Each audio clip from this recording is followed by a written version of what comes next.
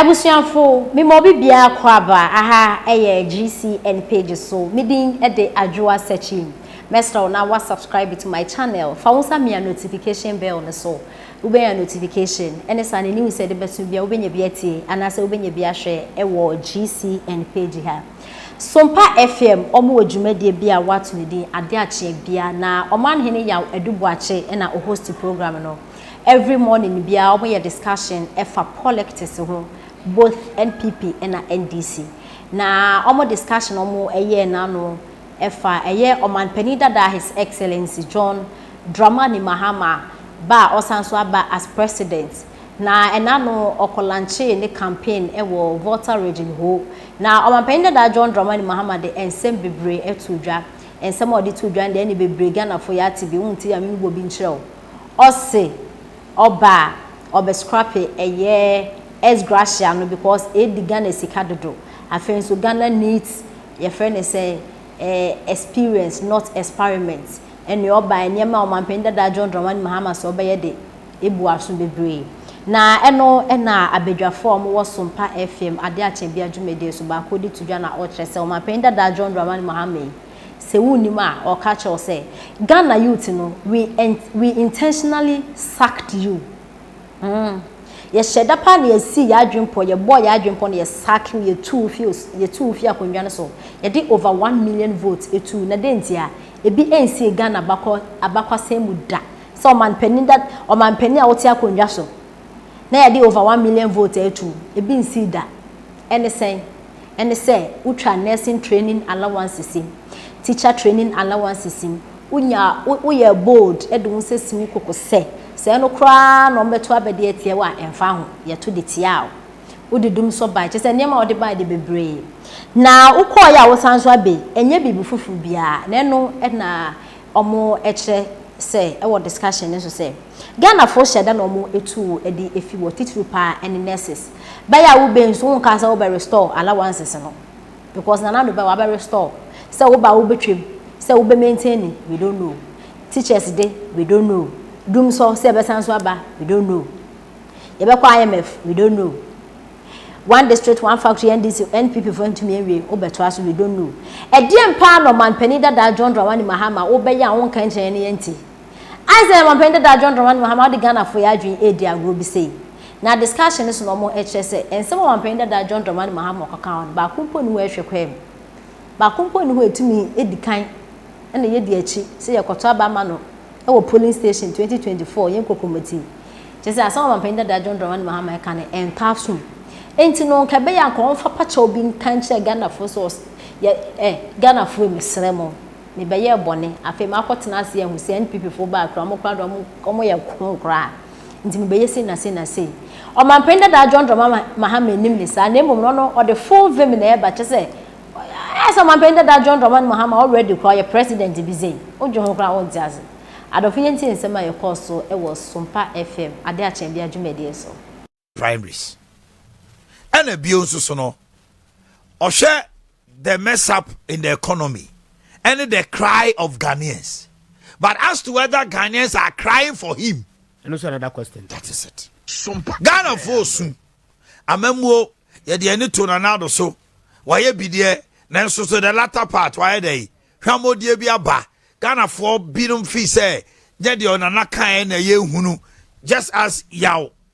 gave an example of AY3KA a whole Ghana nyina jina papa kon was apitampe menye on your no but as to whether Ghanaians are crying for John Dramani Mahama is another thing. Enti Mahama pen so na public sectors no na confident ni ho ana sa no person waka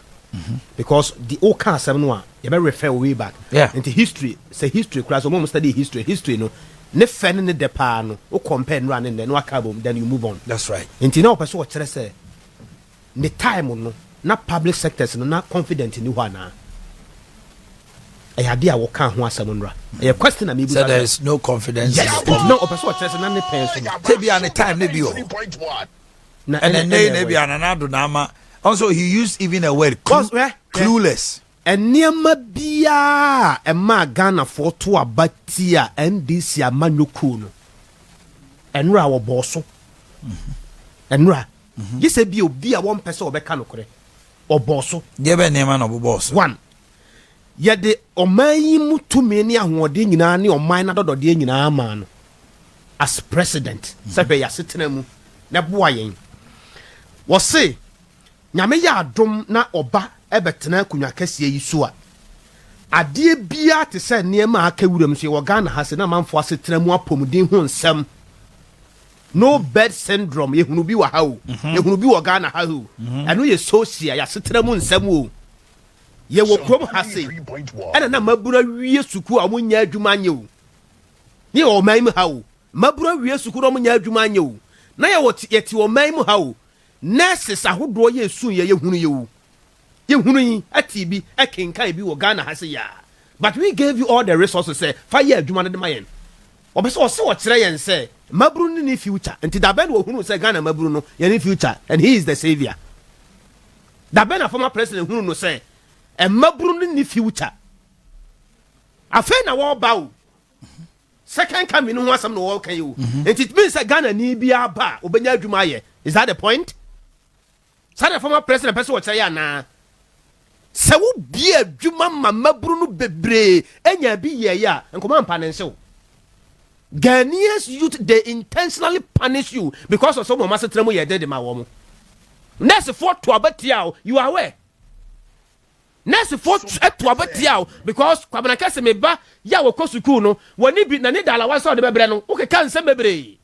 you go to a point catch the Ghana for say why you dwanfuru nsuro sekai afa de wo ba na wo say I'm ready to build a better Ghana with listening written said nipa no obi ade na dwenkyere beba na yatimi aka bomaye nti tam abata so na way sa listen na way nti da we listen na ka je say why dwanfuru no na we listen na ka je say we dwanfuru nsuro se Ghana kwaba na wonya sure say onipa etimi esanadwene yo ana onipa enipa I understand you enipa timi esanadwene but here is the point former president John Dramani Mahama wo de yen fa wo individual say hweka Ghana ye bo wo ho men ka bibia wo de wo single individual no say ya wo gina ho no hweka Ghana bo wo ho wo days na wo ya assembly member famu men ka assembly member down kra ho wo de obaye president yen fa no from vice hoba hweka Ghana bo up to date wo gina ho Ghana bo ho ka and wo say babium tie nsem a wo keka me no I'm not against it but me ka wo pese wo te me pese me te say me former president John Dramani Mahama me say baby me sremo you have to beg nipa wo yam from so I pache wo but he said he's learned a lot and learning is different from beg I've learned at the professor I've learned my lessons yes and he said me pamocho yes do you want the former president say no onu no mpa Ghana for say